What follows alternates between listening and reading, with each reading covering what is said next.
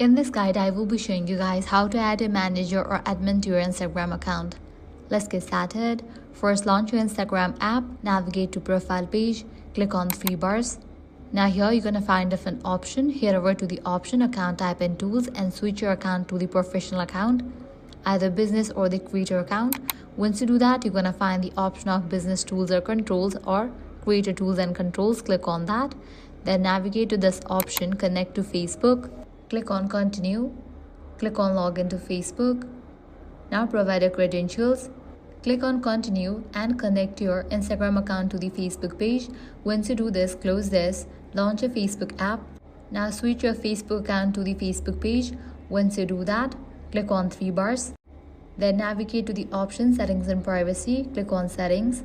Now here you're gonna find the option of page setup. Click on that. Under this, you're gonna find the option of page access. Click on that. Now click on add new. Go ahead and select the person to whom you want to add as manager in your Instagram account. And that's it. This way you can easily add manager or admin on your Instagram account. If this guide helped you out, do not forget to like, share and subscribe.